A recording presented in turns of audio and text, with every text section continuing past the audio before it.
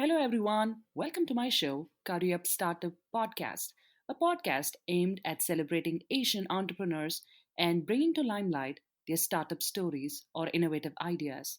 This is your host, Priyanka Komala. Artificial intelligence is likely to be the best or worst thing to happen to humanity.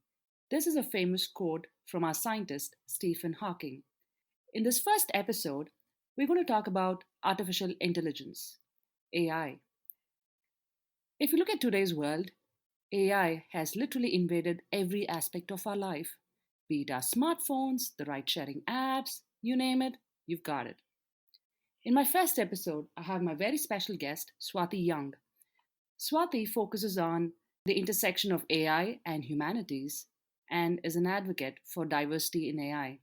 A successful entrepreneur and a great mom, I could look no further than Swathi to start our first episode of Career Up Startup Podcast.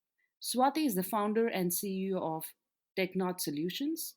She also leads a DC meetup group which has 2,000 plus community members named DC Emerging Technologies and a DC ambassador for Women in AI. Swathi, welcome to my show. How are you doing today? Good. Thank you for having me, Priyanka. I am thrilled that you have launched this podcast to bring stories to the Asian community. So thanks again. Thank you, Swathi. So, the podcast aims at sharing the personal journeys of Asian entrepreneurs, bringing them to limelight, and connecting with their stories, which will serve as an inspiration for the community and beyond. So, Swati, I know you do a lot of work in AI. Tell our audience a little bit about your journey so far. When you look back, how did it all start?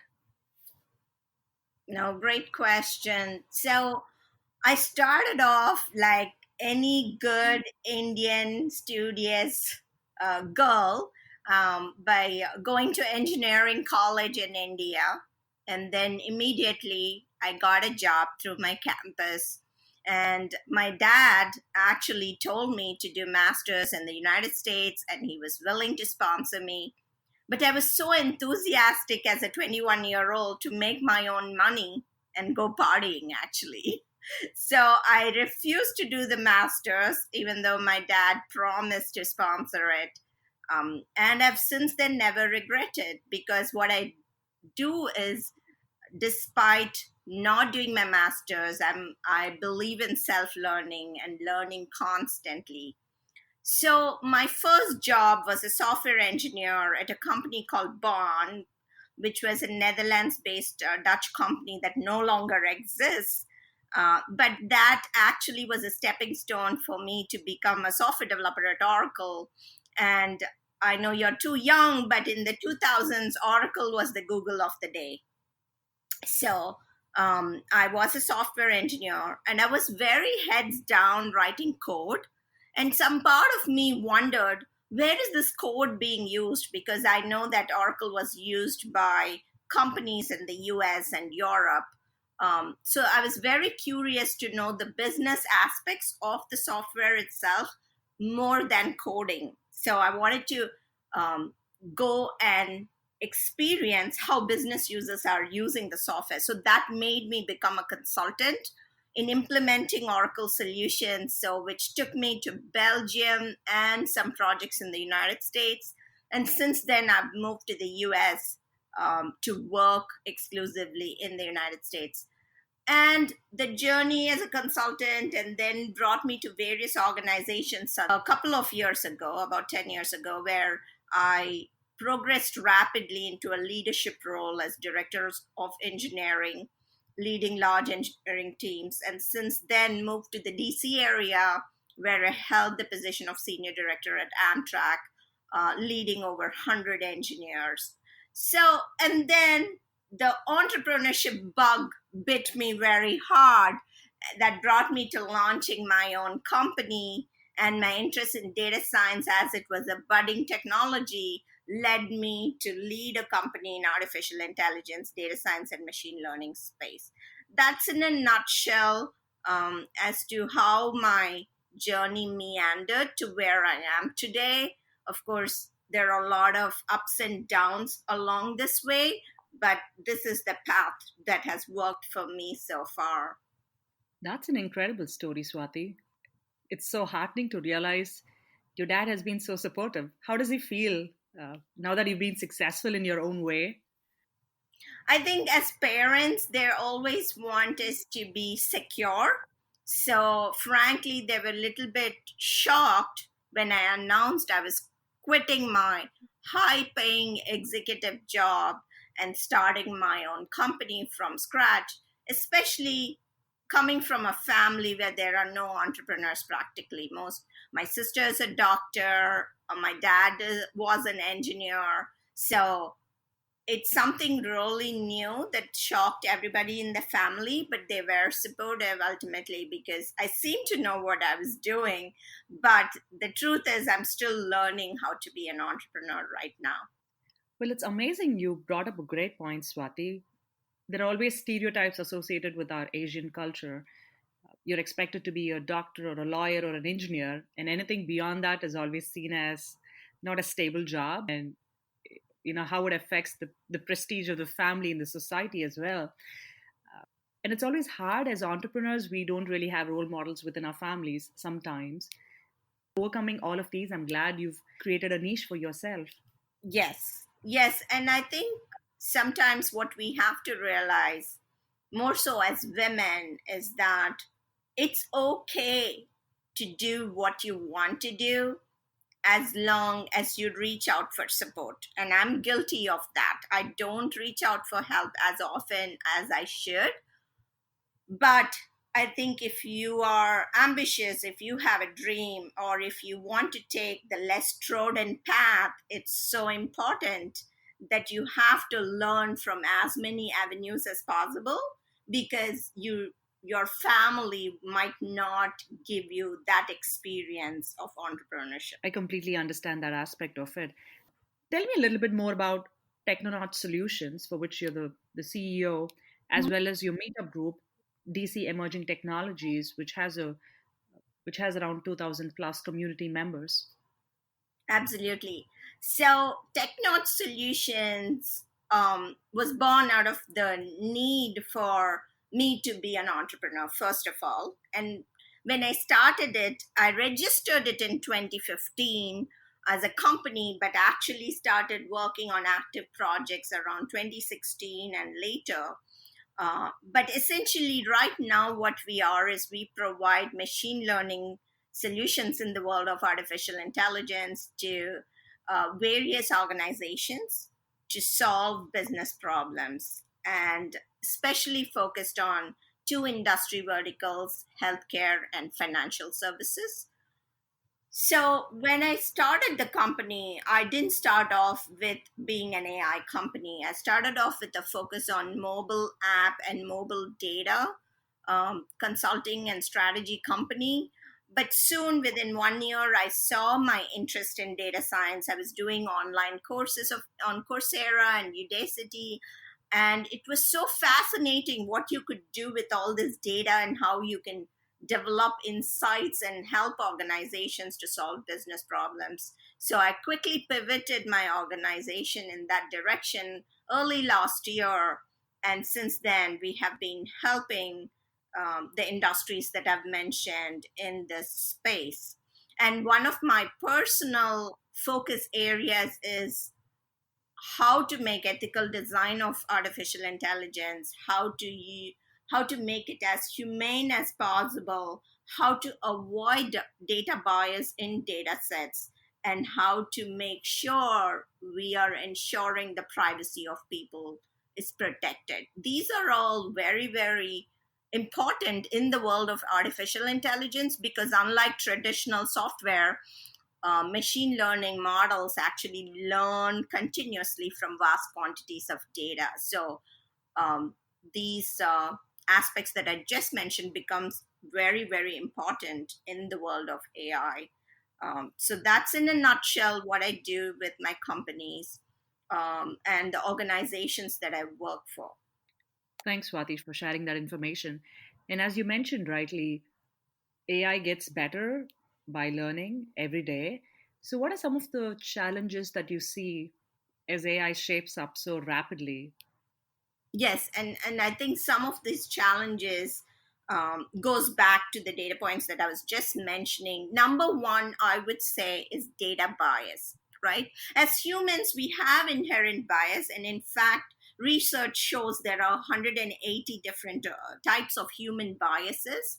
So it's either inadvertently or because we don't have diverse teams, the bias seeps into these machine learning models. And we have couple of examples that have gone wrong recently. There was facial recognition technologies that was used by New Zealand border security people that did not recognize a Chinese man saying his eyes were too closed, or there was facial recognition technology that did not recognize dark skinned people. There's another case of a recruitment tool that was actually used by Amazon that was biased against women because there wasn't historical data that supported women progressing quickly in the organizations, and Amazon had to bring down the tool rapidly. So data bias is so crucial and really important topic to focus on. And like Fifi Lee, the head of Stanford's AI Now organization, says, in the world of AI, if you don't have diverse teams, you will build biased systems. So that's the number one challenge. Number two, I want to say, is data privacy. We all know that last year we came about the Cambridge Analytica incident, which used data from Facebook to actually change the outcome of 2016 elections, which is like so important to say to the entire world what you can do with data by manipulating it. The third one I want to emphasize is the ethical design of AI applications. So we have heard that Google employees did a walkout when Google was engaged in building autonomous weapons for the Department of Defense. Then there are other algorithms that can sense what you like and dislike that actually is being used in China, like what is called your social credit, to actually impose some restrictions on you. So there are so many examples of the ethical implications of AI applications people are building, and there is not one hard set of law or regulation that says this is how you can use and this is not. So those are the three main challenges that everybody who is a technologist and not are working on as we are speaking today. Yes, Swati, I agree with you on, the challenges that exist in AI, be it the bias aspect, the privacy aspect. Now, having talked a lot about AI and the wonderful work that you do, walk us through your personal aspects, things that you can share with our listeners. What does a typical day look like? I know you have a lot of things that you're balancing apart from being a mom as well. Uh-huh. How does your day look like? And is there a morning ritual that you start with to get you going? Yeah, that's a great question. Since I'm a mom of a 3 year old, there are a lot of things I have to balance every day.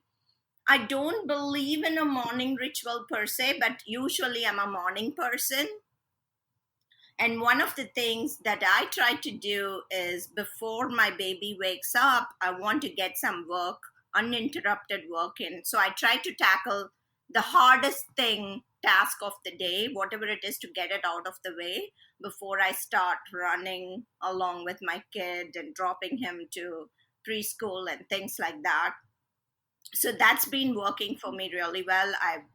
I am an early riser and get some of the uninterrupted work done before I get into the hustle of everyday life. So, as one of the interesting things that I have observed when I moved from corporate job into being an entrepreneur is you feel like this vast amount of time is in front of you, because in corporate jobs you have so many, one meeting after another that you're running or avoiding, but your whole calendar is filled with invitations to meetings. But when you're an entrepreneur, nobody does that. You're your own master. So one of the things I quickly learned is, in order to maximize my time, I need to make sure I have things planned out. So, as an entrepreneur, the different things I do is business development. Obviously, to get new business, what do I do? Some of the activity involves marketing, some of those activities involve social media, some of those activities involve attending events, or sometimes even outreach, reaching out to folks to partner on proposals and things like that.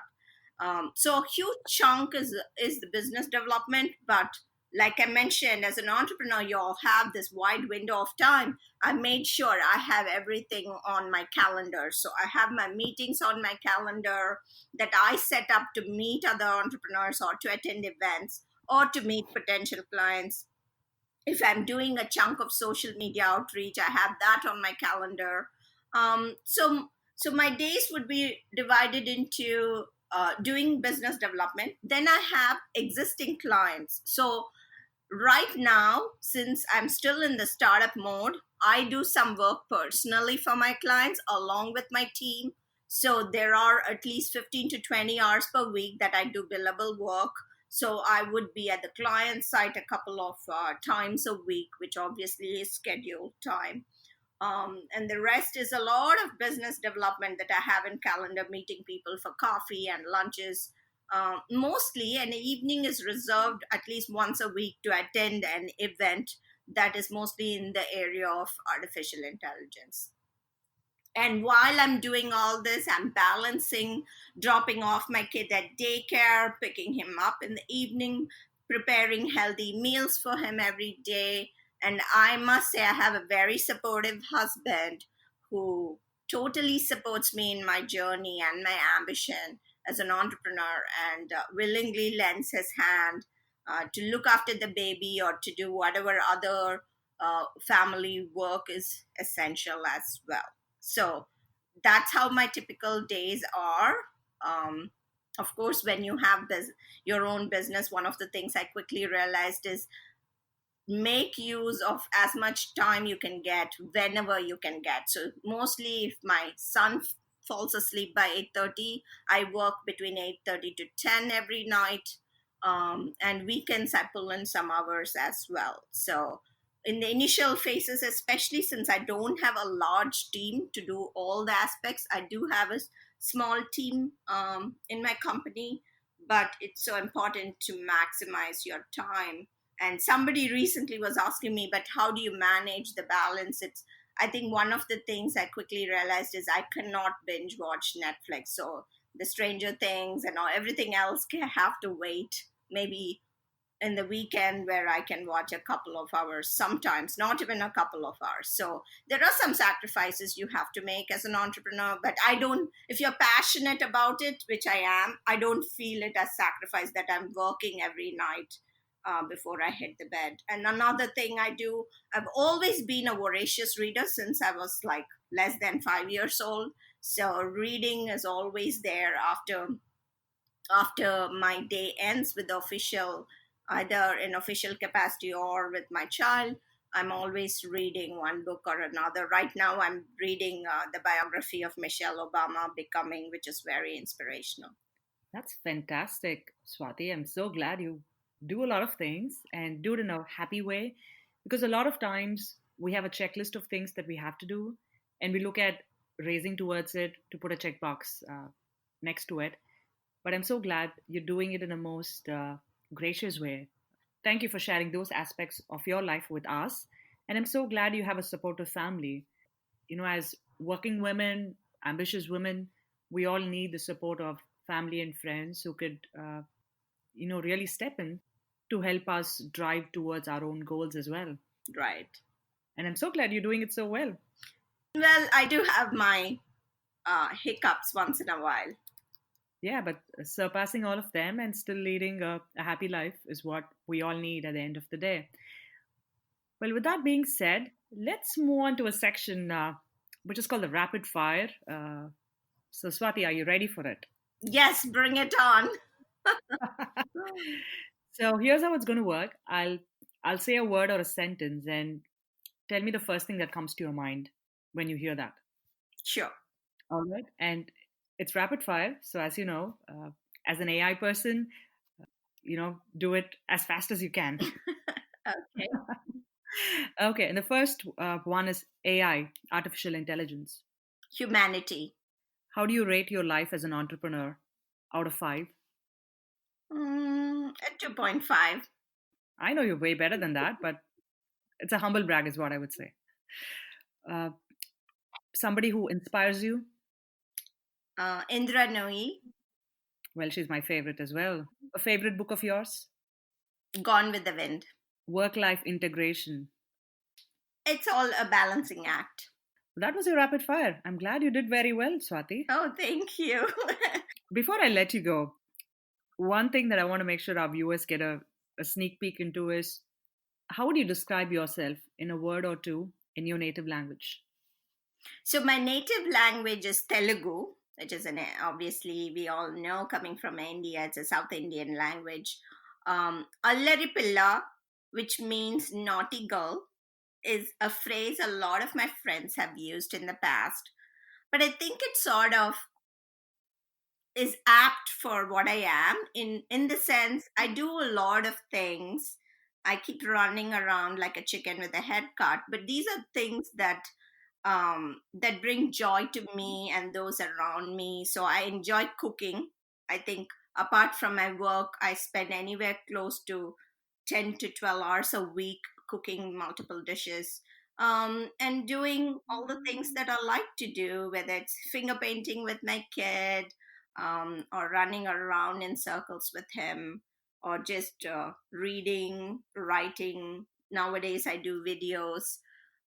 So I think that sort of captures the essence of what I am. Well, if you're lucky to be Swati's friend, like I am, Allaripilla is the right word that describes you, Swati. You've been such an amazing person to know, and for the last couple of years that we've known each other, you've always been a source of inspiration. Whenever I, speak with Swati, the moment I step out of the a chat with her, I always feel refreshed and I feel like I need to go and achieve greater things in life. So that's the Alarupilla Swati for you guys. Swati, any parting words to our audience? I feel like if you want to do something, go do it. There you go, guys. That was the Alarupilla Swati for you. And as she rightly said, just do it and things will fall into place. Until next time, this is your host Priyanka Komala signing off.